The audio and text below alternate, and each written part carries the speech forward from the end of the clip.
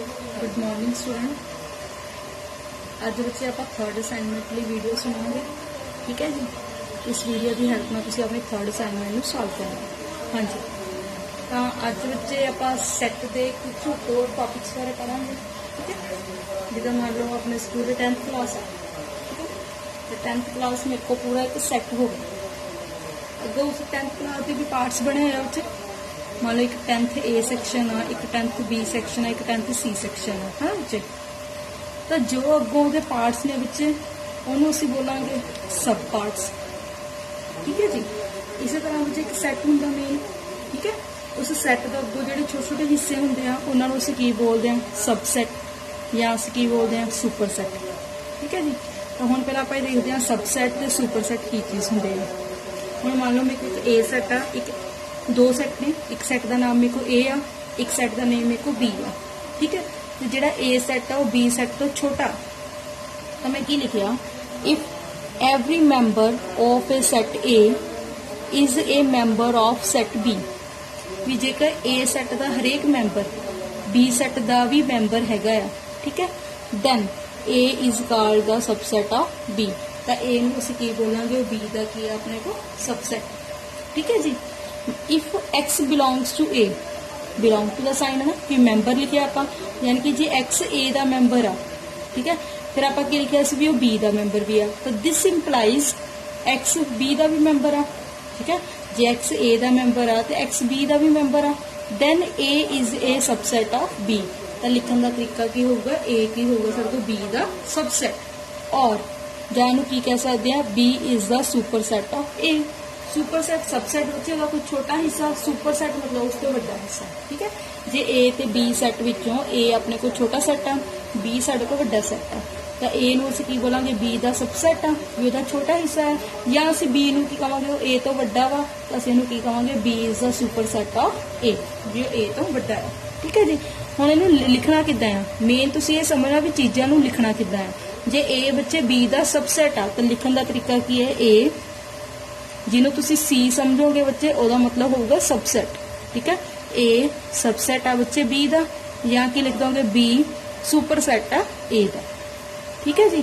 तो मेनली तुसी आ notation use करोगे सी, तुहानूं देखण नूं ये सी लग रही है बच्चे, सी नहीं हैगी, अपने को सबसैट आ, भी जिहड़ा तुहाडा ए आ वो बी का की है सबसैट आ, ये उससे छोटा है, ठीक है। अगली लाइन च आपां लिखिया ही आ बच्चे A subset B means A is contained in B, की मतलब आ भी जिहड़ा ए आ पूरा का पूरा बी के अंदर कंटेन हुंदा पिया वा, ठीक है। या आप की लिख सकते हैं बी कंटेन्स ए, या आप कह सकते हैं जिहड़ा बी आ ए नूं करदा पिया वा कंटेन करदा पिया वा, ठीक है जी।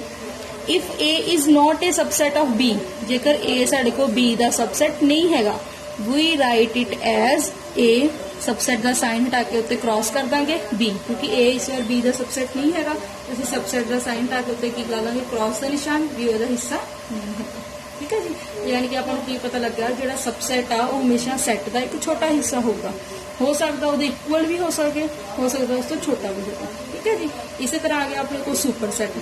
सुपर सैट की होंदा है जिहड़ा वड्डा होगा, जे ए ते बी चो बी वड्डा वा तो बी नूं असीं की बोलांगे सुपर सैट, क्योंकि वड्डा आ। If every member of set A is the member of set B then B is called superset. Definition same हुई आ भी जेकर ए दे सारे बंदे बी सैट च मौजूद आ, तुसीं चाहे ये कह दो भी जिहड़ा ए आ वो बी का सबसैट आ, चाहे तुसीं कह दो जिहड़ा बी आ वो ए दा की आ सुपर सैट, ठीक है जी। नोट्स की उच since every element of A belongs to A, अपने सैट का बंदा अपने आप को बिलोंग जरूर करता ही आ, ठीक है। मान लो कि बच्चा 10th ए सैक्शन का है तो अपने सैक्शन तो बिलोंग करता ही पिया ना बच्चे, 10th क्लास तो हैगी आ चलो, पर वो 10th ए का स्टूडेंट है तो 10th ए नूं तो बिलोंग करूगा ही, ठीक है। तो जो हरेक एलीमेंट है वो अपने आप को जरूर बिलोंग करता ही आ, ठीक है। तो लिखने का तरीका बच्चे ए सबसैट ऑफ ए, भी ए अपना तो सबसैट हैगा ही आ। Every set is a subset of itself, हरेक सैट बच्चे अपने आप का सबसैट तो हुंदा ही है, ठीक है जी। The empty set phi is taken as a subset of every set, most important point.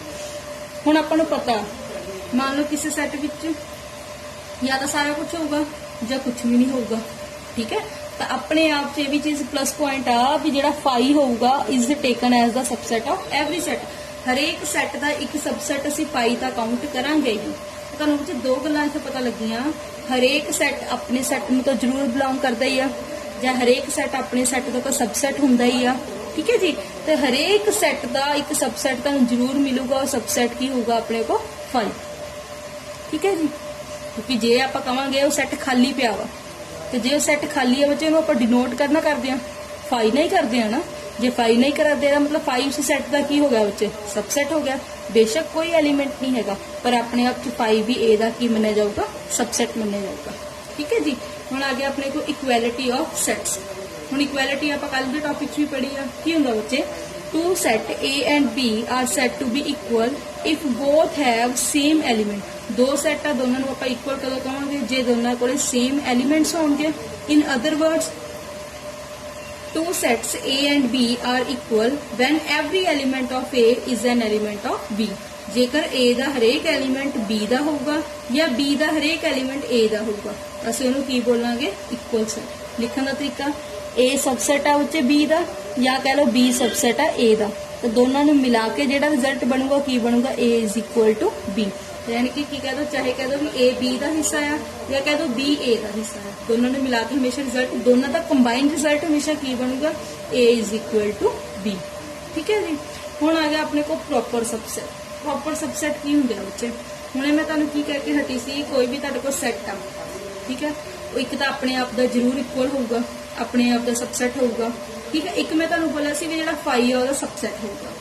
ठीक है, तो जिस सैट दे विच आपां इन्हां दोनों चीज़ों नूं नहीं काउंट करांगे, बाकी दे उहदे सबसेट लवांगे, असीं उहनां नूं की बोलदे आ, प्रॉपर सबसेट। ठीक है जी, तो की लिखिआ, A non empty set A is called proper subset of B if A is the subset of B and A not equal to B. ठीक है, ए ते बी बच्चे अपने को दो सैट ने, इत्थे स्पैशल बोलिया भी जिहड़ा बी आ ए दे इक्वल नहीं हैगा, इहदा मतलब जिहड़ा बी आ ए तो वड्डा आ, तो जेकर ए बी का सबसैट होगा उन्होंने असीं की बोलिया करांगे, प्रॉपर सबसैट। यानी कि असीं एक तां 5 नूं ते एक उहदे खुद दे नेम नूं, दोनों नूं असीं प्रॉपर सबसैट च काउंट नहीं करना। उस तो इलावा जिहड़े आया करनगे वो अपने को की होया करनगे, प्रॉपर सबसैट। ठीक है जी, अगर कोई स्पैशल नोट बनाया ही आ, 5 and A R called improper सबसैट। 5 ते ए नूं असीं इम्प्रॉपर कहांगे क्योंकि बच्चे हमेशा तो रिजल्ट ट्रू ही आ कि हरेक बंदा अपने आप दे इक्वल होगा या उस सैट को कुछ नहीं होगा तो 5 तो जरूर होगा। ठीक है, तो दो सबसैट हमेशा तो पक्के ही ने, इस करके इन्हां नूं असीं की बोलदे हैं, इम्प्रॉपर।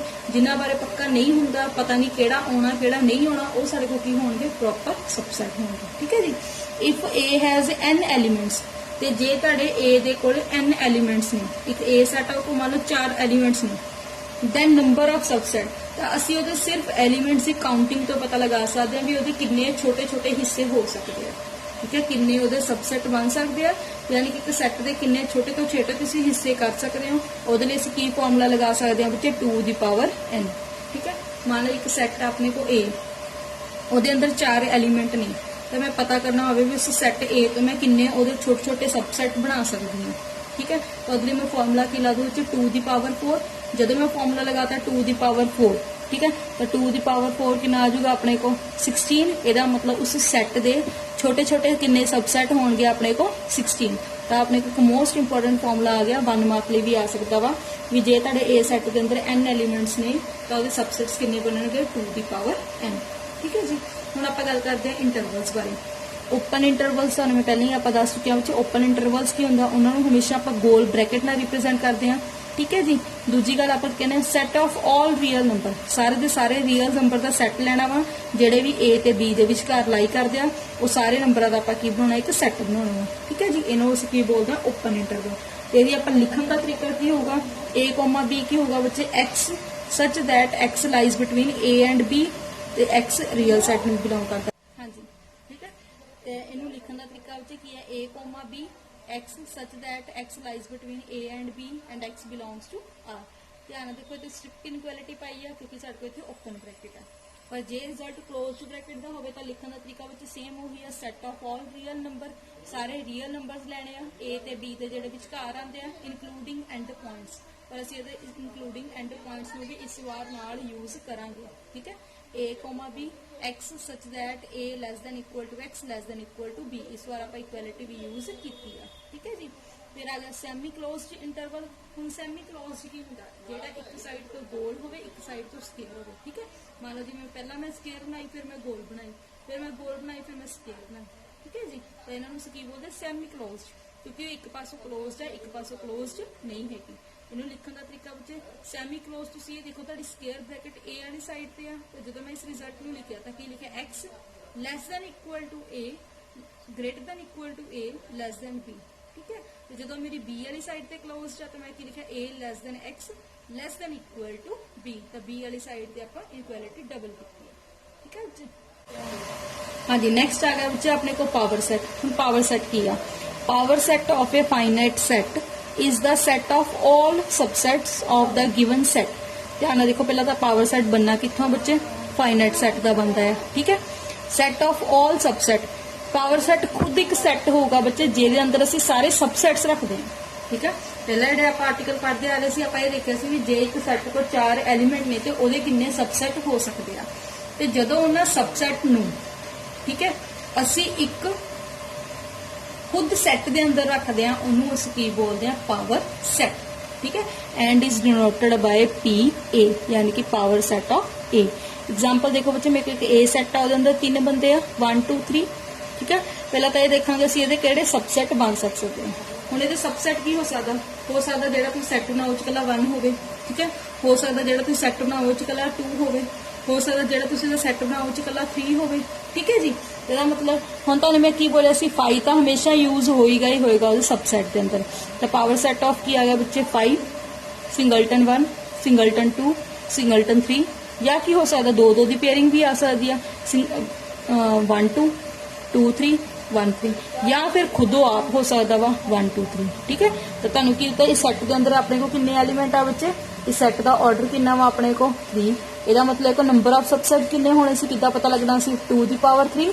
ਜਦੋਂ मैं 2 की पावर 3 सॉल्व किया किन्ना आ गया मेरे को बच्चे 8। ਇਹਦਾ मतलब देखो मैं किन्ने सबसेट बनाया 1 2 3 4 5 6 7 8, मेरे को सबसेट भी किन्ने बनया 8, ठीक है। यानी कि इसे तुहानूं की पता लगा बच्चे मेन भी जदों असीं किसी सैट के सबसैट्स बनाने आ तो उन्हां सबसैट नूं भी जदों असीं एक प्रॉपर करली ब्रैकेट के अंदर सैट बना के लिखते हैं उन्होंने असीं की बोलते हैं बच्चे पावर सैट, ठीक है जी।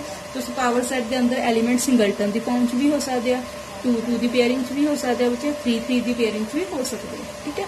बस इन्ना ध्यान रखियो जे तुसीं 1 2 लिख चुके हो तो तुसीं 2 1 नहीं लिखना, तुहानूं पता है इमटीरियल हुंदे आ, इन्हां दे अंदर आपां नूं अरेंजमेंट का कोई फर्क नहीं पैंदा, ठीक है जी। हुण आपां गल करदे यूनीवर्सल सैट। कहते if all the set under consideration are the subsets of fixed set. मान लो कि बहुत बड़ा सैट लिया जिद्दां हमेशा आप रियल सैट लेने हैं, ठीक है। तो जो खुद रियल सैट है सब तो वड्डी फैमिली है, वो तुहाडे कोल की काउंट होगा यूनीवर्सल सैट। जेडे इहदे कोल छोटे छोटे पार्ट होणगे natural number, integers, whole number, rational, ये उहदे की होणगे सारे सबसैट्स होणगे, ठीक है। तो सब तो वड्डा जिहड़ा मेन सैट है उहनूं आपां की बोलिया करांगे यूनीवर्सल सबसैट, ठीक है। हुण आपां स्टार्ट करदे एग्जांपल बच्चे।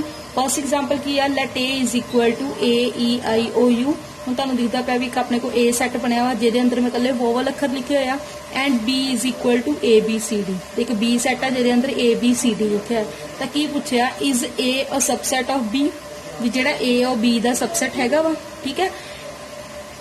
Is B a subset of A ਜਾਂ ਜਿਹੜਾ B और A ਦਾ सबसैट हैगा आ। तो सबसैट ਦੀ ਸਿੰਪਲ ਡੈਫੀਨੇਸ਼ਨ ਸੀ ਵੀ ਜਿਹੜਾ A ਸੈਟ ਤੇ ਬੰਦੇ ਜੇ ਤਾਂ ਸਾਰੇ ਦੇ ਸਾਰੇ B ਸੈਟ 'ਚ ਮਿਲ ਗਏ ਤਾਂ ਉਹ सबसैट ਆ, ਜਾਂ बी सैट के सारे बंदे तुहानूं ए च मिल गए तां भी वो सबसैट है, ठीक है।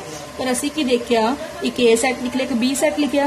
हुण ए सैट के अंदर ई प्रेजेंट है तो मैं की लिखिया सिंस ई बिलोंग्स टू ए, जिहड़ा ई आ ए सैट का मैंबर है, पर जिहड़ा ई आ बी नूं तां बिलोंग कर ही नहीं लिया क्योंकि उस सैट के अंदर मैं नहीं लिखिया।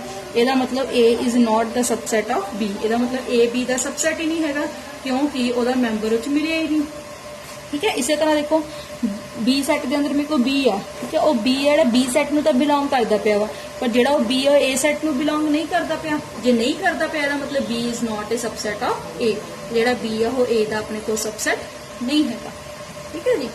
इसी तरह सेकंड एग्जांपल बच्चे how many subset does the set A is equal to A B C contain and write all this subset. कहते कि असं तुहानूं सैट देता ए बी सी का, तुसीं इस तों होर किन्ने सबसैट बना सकते हो। तो पहला तुसीं ये करके देख लिया करो भी सैट को किन्ने डिफरेंट एलीमेंट ने 3, ठीक है। तो की लिखा बच्चे ए हैज 3 डिफरेंट एलीमेंट्स, जो डिफरेंट ने तो किन्ने नंबर ऑफ सबसेट्स बननगे, केड़ा फॉर्मूला लावांगे आपां 2 दी पावर n, तो मेरे को n कितना वा 3, तो मेरे को की आ गया 2 दी पावर 3, कितना आ गया बच्चे 8 सबसेट ऑफ ए आर। हुण इहदे सबसेट्स किहड़े किहड़े हो सकदे हुण तुहानूं की मैं बोलिया सी, तुसीं सिंगल च भी लै सकदे हो, पेयरिंग च भी लै सकदे हो, फाई ने तो हमेशा आना ही हुंदा आ ते खुद उस सैट ने भी आना हुंदा। ते सबसेट्स किहड़े हो गए फाई, सिंगलटन ए, सिंगलटन बी, सिंगलटन सी, पेयरिंग च बच्चे ए बी सी, ए सी ते ए बी सी, ठीक है जी। ये सारे के सारे मेरे को की हो गए सबसेट। हुण आगे मेरे को थर्ड एग्जांपल बच्चे write down all the proper subset. इस बार उन्हें सारे सेट नहीं बोले, उन्हें सिर्फ बोलिया प्रॉपर। ते प्रॉपर तुहानूं पता जिहड़ा फाई आ ते खुद जिहड़ा वो आप सेट है, ये दोनों इंक्लूड नहीं हुंदे, ठीक है। तो बचे कौन 1 2 5 दे प्रॉपर सबसेट किहड़े होंगे, सिंगलटन पेयर 1 2 5, पेयरिंग दे अंदर 1 2 2 5 1 5, ठीक है। इस बार देखो ना मैं 5 लिखा ना मैं 1 2 5 लिखा, क्योंकि वो साडे किहड़े हुंदे इम्प्रॉपर, क्योंकि उन्होंने तो हमेशा आना ही आना हुंदा है, ठीक है जी। फिर अगर आ गया find the power set of singleton 1 नाल सिंगलटन 4 ब्रैकेट 1, ठीक है। हुण ध्यान देखो बाहर आ मेन अपनी करली ब्रैकेट आ, इस करली ब्रैकेट दे अपने को 2 एलीमेंट ने, एक हैगा 1 ते एक हैगा अपने को सिंगलटन 4, ठीक है जी। हुण 2 एलीमेंट ने तो 2 दी पावर 2 इज इक्वल टू कितना हो गया 4, इहदा मतलब तुहाडा जिहड़ा पावर सेट बनूगा ओहदे अंदर किन्ने सबसेट आणगे बच्चे 4। वो सबसेट किहड़े होणगे, एक तो होगा तुहाडे कोल बच्चे 5, एक होगा उत्थे तुहाडे कोल सिंगलटन 1, एक होगा तुहाडे कोल सिंगलटन 4। इत्थे डबल का तो आया बच्चे, एक तो तुहाडे कोल पहला तो ही प्रेजेंट आ, एक तुसीं इहनूं सिंगलटन पेयर च लिखदे पे हो तां आया, ठीक है। तो लास्ट पेयरिंग किहड़ी होगी, जिहड़ी खुद प्रेजेंट आ। तो पावर सेट के अकॉर्डिंग 4 एलीमेंट बनने से 4 एलीमेंट अपने को प्रेजेंट आ, ठीक है जी। Write the following interval in set builder form. हुण असीं की आ फॉलोइंग इंटरवल नूं सैट बिल्डर फॉर्म के अंदर लिखांगे, ठीक है जी। जे सैट बिल्डर फॉर्म के अंदर लिखांगे तो की आ गया 2 12, दोनों पासे स्केयर ब्रैकेट आ। जे स्केयर ब्रैकेट आ लिखण दा तरीका की आ बच्चे, curly bracket x such that x real set दा बनदा आ ते x lies between 2 and 12, less than equal to less than equal to आ, क्योंकि स्केयर ब्रैकेट आ। हुण इत्थे दोनों ओपन ब्रैकेट सीगियां -5 -12, लिखण दा तरीका X such that x belong to R, -5 less than x less than 12, 3,7 semi close आ बच्चे, एक पासे गोल है एक पासे स्केयर ब्रैकेट आ, तो की आ गया x such that x belong to R and 3 less than x less than equal to 7, ठीक है जी।